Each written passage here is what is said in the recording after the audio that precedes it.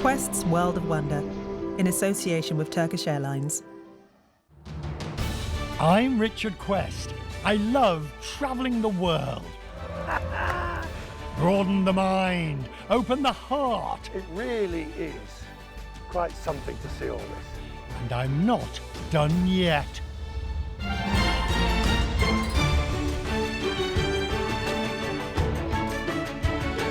It's time to embrace new adventures. Ow! Find the fun. Seize the moments Spectacular! in this world of wonder.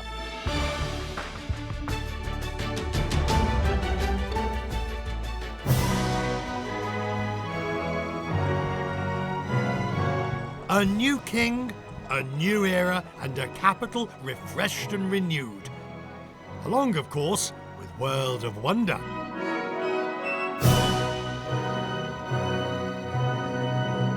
I've lived in London for years. So, can I see this city through new eyes? London 2023.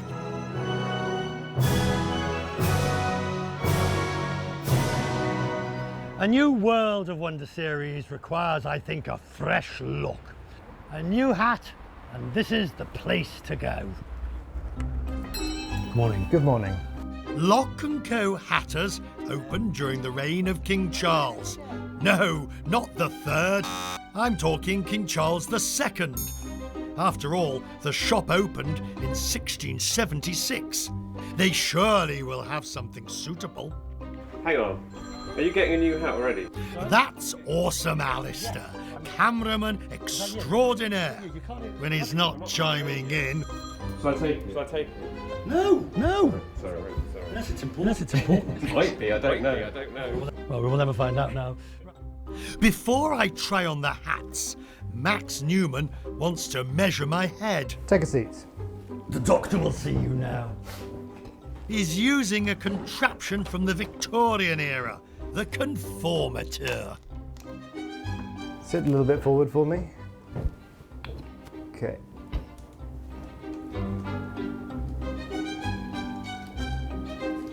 Small snap coming now. It's the best hat in the shop, this one. So that's his head shape there. There are lots of famous heads here, and some are bigger than others. Laurence Olivier, Jackie O. Wow.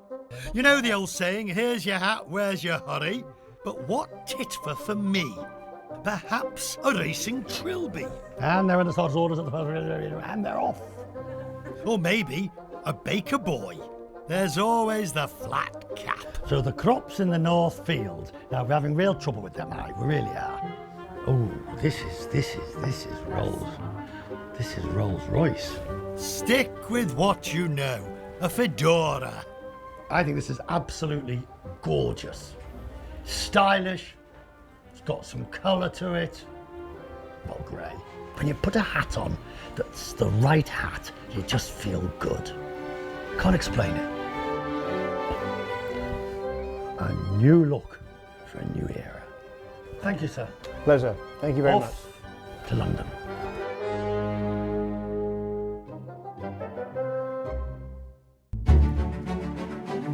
The River Thames is London's arterial waterway. Travel by boat and I will see it all. Oh, this is brilliant. This is absolutely brilliant. What a great way to see the city. Tower of London, HMS Belfast, and so to Westminster. Look at the Elizabeth Tower is often miscalled Big Ben. Big Ben is the name of the great bell inside the tower when Westminster chimes.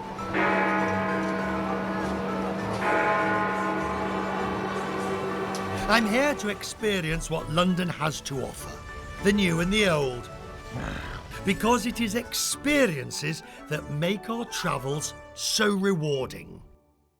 A stroll down Piccadilly and I find the Royal Grocers, Fortnum and Mason. Why are we here in this magnificent dining room?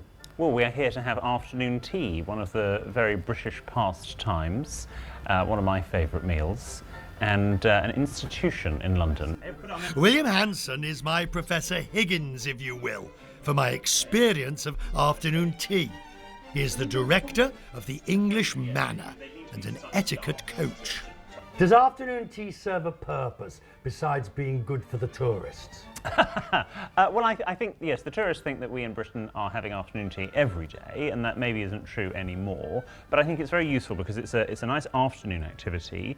You don't have to go for dinner with somebody, so you can sort of socialise, and it's short. It's an hour and a half to 2 hours on to the next thing, and it's the antidote to fast food in that it's a leisurely meal. Show me how you would naturally hold a teacup, please. Well, don't overthink it. I'll sort of do that, but that never feels like I've got a good purchase on it. No, well, you're halfway there. It's thumb and index finger, and squeeze between the handle, and then these fingers, imagine they're glued together, are going to follow the shape of the handle. Oh, like that? Yes, and can you feel you've got more support? Yes. Does that feel a bit better? It does. Yes, and then elbow in, not on the table. Now, come on, you're not really going to do that bit about elbows on the table. Elbows on the table. Yeah, how musical. But I would suggest no elbows on the table, particularly when the food arrives. Now you might get away with it because there's no food present. But since the medieval times, the rule has been no elbows on the table. I grew up no elbows on the table, and so what's happened? Straight into the... pull the knife out. Right, thank you. So, but you've got a better purchase, as you say, on the teacup now, and so if that's... So far, all I've learned is how to hold the cup. I think we'll have some... Lord knows what'll happen when we add water and food. Methinks this is going to be a very long afternoon tea.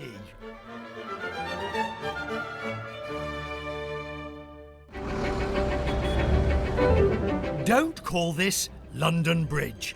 This is Tower Bridge, which still plays a vital role in keeping London moving. It may be a grey autumn day in London, but my heart is singing as I get the chance to raise Tower Bridge, something I've never done before. And this is the cabin where it all takes place. Morning! By law, Tower Bridge must be raised whenever a tall boat wants to pass underneath. Waterway traffic always has the right of way. Permission to come on board? Please come in. Morning.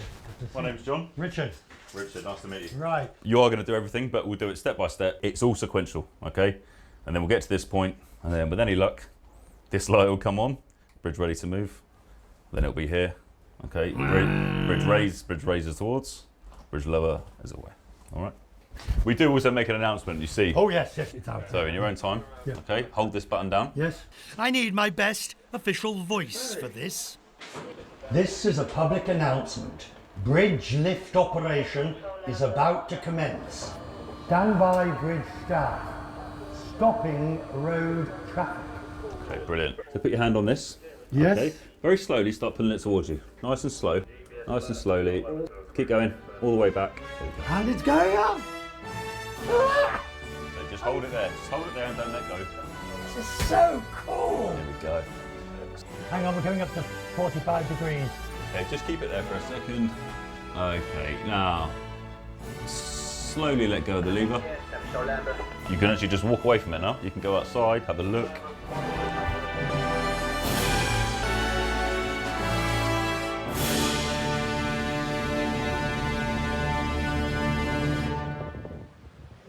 The mast on the Waverley is 18 metres tall. That's why I got to raise the bridge. Back at Fortnum's, William Hanson is raising the bar for my tea etiquette. Shall we have some tea? Yes. Thank you. Oh, look at this. Thank you. Thank you. Tea or milk? Which goes in first?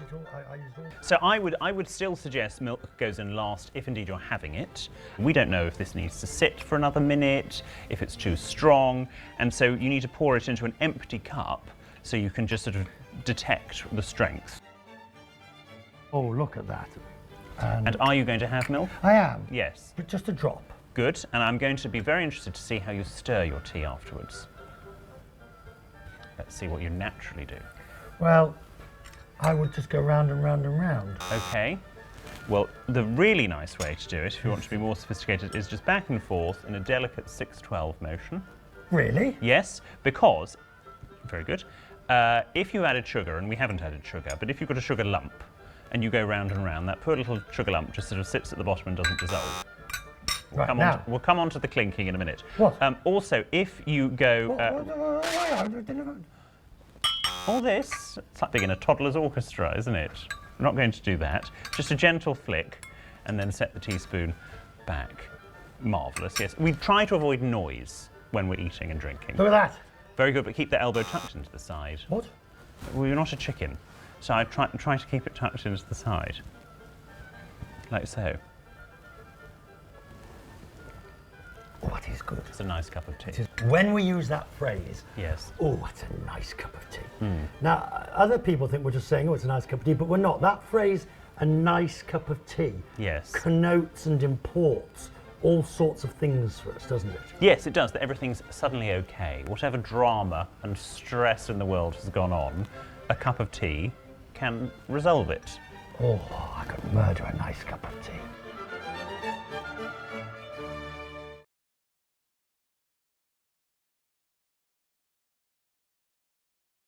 When you saw this guilty plea, were you surprised? Do you think the criticism has been fair?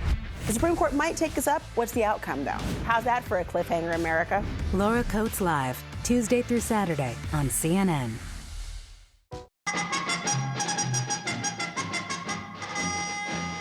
They're changing guard at Buckingham Palace. Christopher Robin went down with Alice. I can't see Christopher Robin or Alice, but then there are thousands of people outside the official London home of King Charles and Queen Camilla.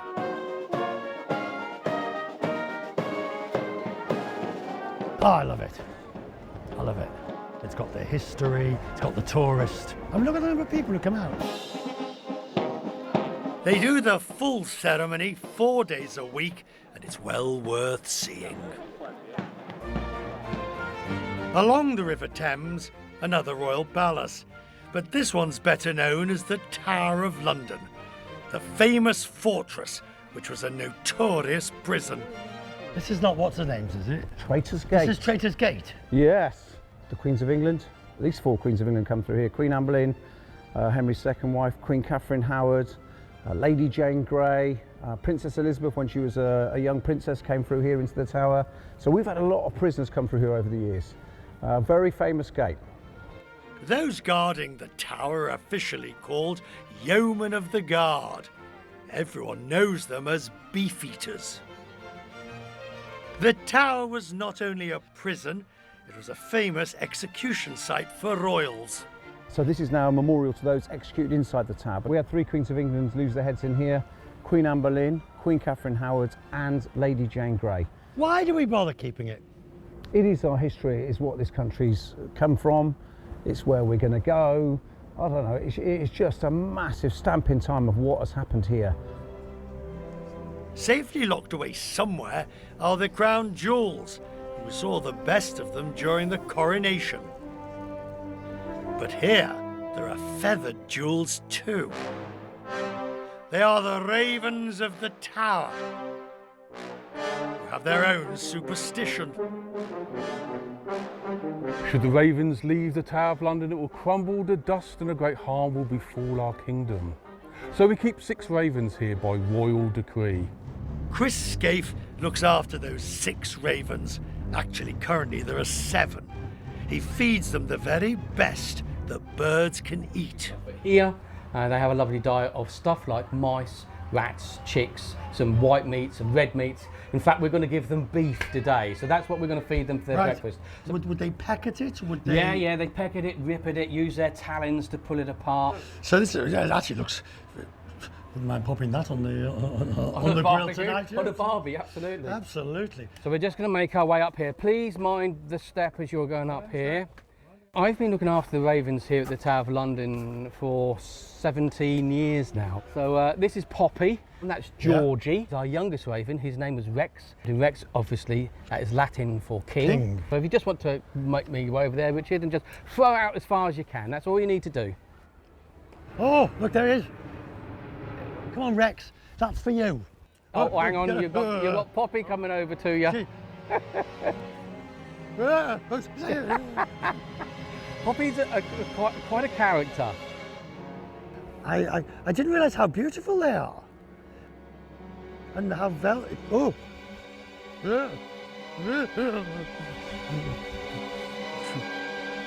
It's you! It's you! You're just aware that they are faster, more agile. I mean, it's Hitchcock's birds, isn't it? I mean, I never really like to stare at a raven in its eye because it feels to me like they're looking down into your soul. The ravens remain here and the tower is safe and secure, which is more than can be said for my pride.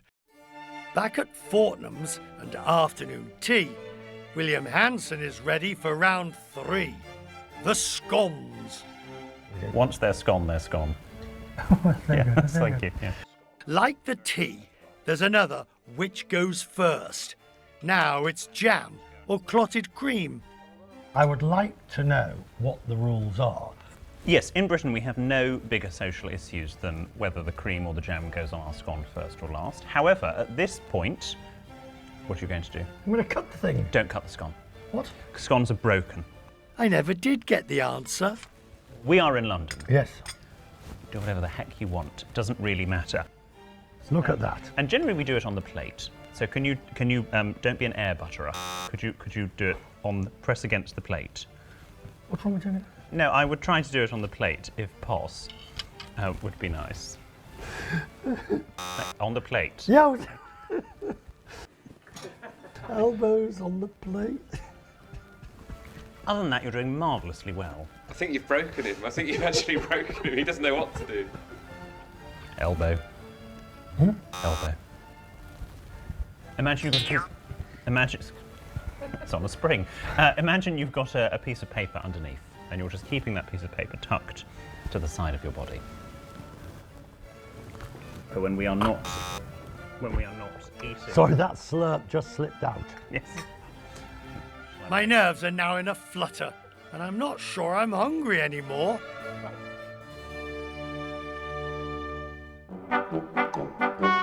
If you think that King Charles is the only royalty in London, come meet the royalty of the East End of the city. The Pearly Kings and Queens, part of the history of London's famous markets. Diane Gould is the pearly queen of St Pancras. I don't bestow this honour on many folk, okay, Richard? Yeah. But I'm going to give you the honour, if you don't mind, wearing my dad's suit jacket. No! Off his whistle, babe, yeah. This jacket belonged to Diane's dad, part of pearly royalty going back to the 19th century. He wore this and he collected thousands and thousands of bees and honey for charity. Could you hold that? Bees and honey? Whistle and flute? What on earth's the woman talking about? In the fruit and veg markets, the most important families became the leaders and the pearly kings and queens. That is cool. Isn't it? Right, so Wow. then this is look at these. So this is the pearly. proper pearly buttons, yeah. They're not oyster shell, they're proper pure pearl buttons. And Terence, you can do the honours. This is the crown going on. His crown. You know, Dad would have loved you seeing you. Look at this. Because you carry it well, Richard. He's got to use his loaf to go and get his cherry hog to take for a ball of chalk. Diane is speaking a tongue you may not understand. It's Cockney rhyming slang, the language of traditional London. Right. Use your loaf of bread, Ed. Use my head, my brain. Use your head. Put your whistle and flute on. Suit. Okay. Put your barefoot blues on. Barefoot blue jeans. No, barefoot blues. Shoes. Shoes. The barefoot blues. The barefoot. Almond rocks. Almond rocks. Right. Almond rock socks. Yes, you got it. You don't have to wait long before the Pearlies break out into song. Yeah. Maybe it's because I'm a Londoner that I love London so. Maybe it's because I'm a Londoner that I think so wherever I go. In London, a good old-fashioned sing-along is never far away. It's because I'm a Londoner that I love London so. One more time. Maybe it's because I'm a Londoner that I love London so. I'm a banana. Maybe it's because I'm a Londoner that I think of her wherever I go. I get a funny feeling inside of me, just walking up and down. Big finish then.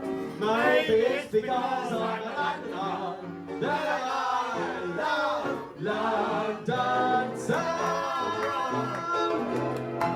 Back in Spitalfields, Diane isn't finished with me yet. My old man said follow the van and don't dilly-dally on the way. I dillied and dallied, I dallied and dillied. I lost the way and don't know where to roam. Oh, you can't trust the specials like the old-time coppers when you can't find your way. I was going my way. Can't find your way. Hey! Well done, you. I tell you what, he's great, isn't he? Oh, exhausted. Contradictions abound. Pearly kings and queens to high tea at Fortnum's, where I'm in for another bashing.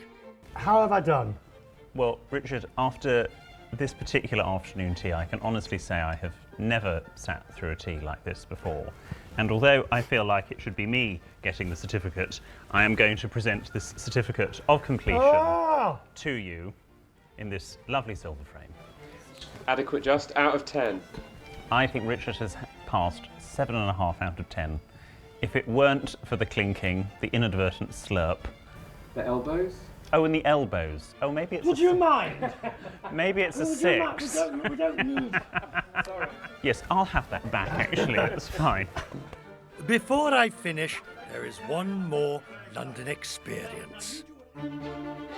You can have lived in a city for years and there's always some new experience to be had. I cannot believe that I've never done the up at the O2 climb across the O2 Dome until now. This is tremendous. Yeah, okay in the legs? Yeah, well, I mean, that's a relative phrase.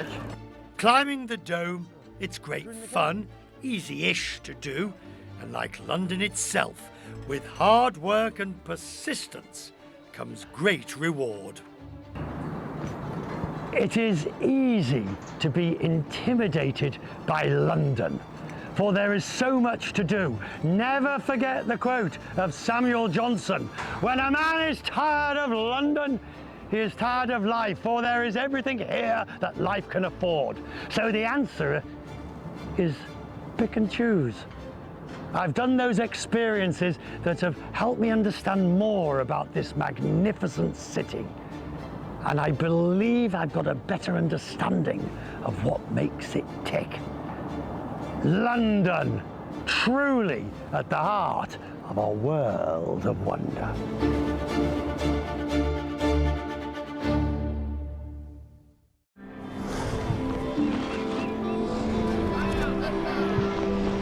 Quest's World of Wonder, in association with Turkish Airlines.